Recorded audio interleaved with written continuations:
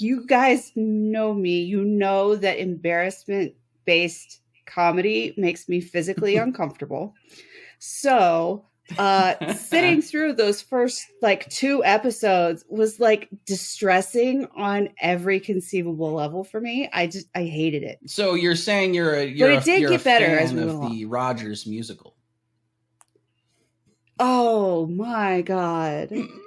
What is even happening with the musical? I kind of loved. I'll have to correct myself. Somebody correct me if I'm wrong about this, but I think Mark Scheinman wrote that. I'm going to look this up while we're talking about this, because I don't know who wrote it, and like I get that it's supposed to be cringy, but you didn't have to go that hard on it.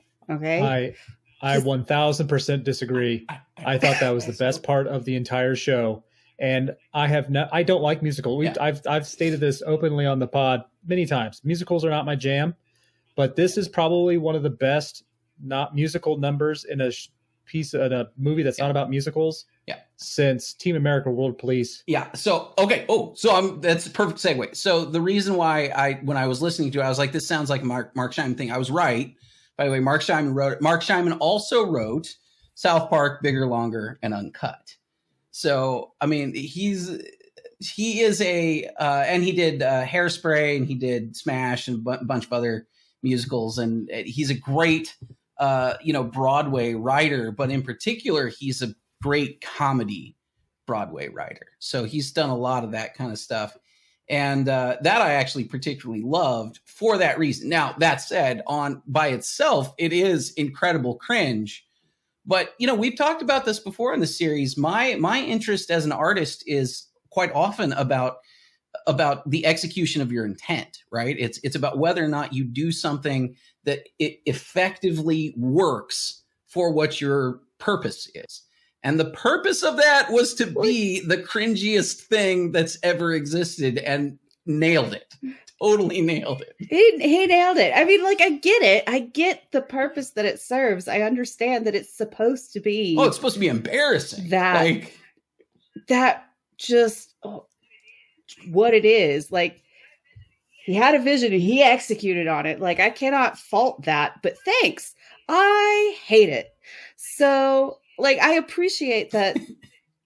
That it was really well executed and it serves its purpose correctly. Did you suffer through? It's really not my thing. Through the uncut version at the end, the very end of the series? Yes, I did all the way through, because the kids were there. Like, it's not like Andrew and I could just cut it off. Like, sorry, kids, we're done. We're going to bed now. Nope.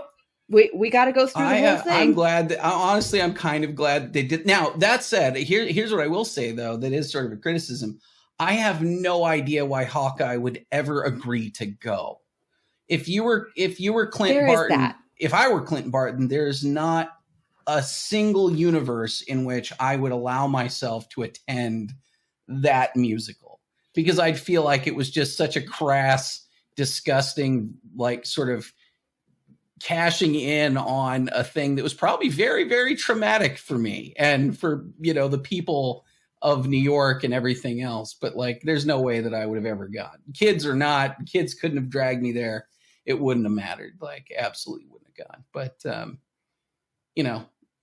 it was at the very least a good way to, like, open, the situation that he was in.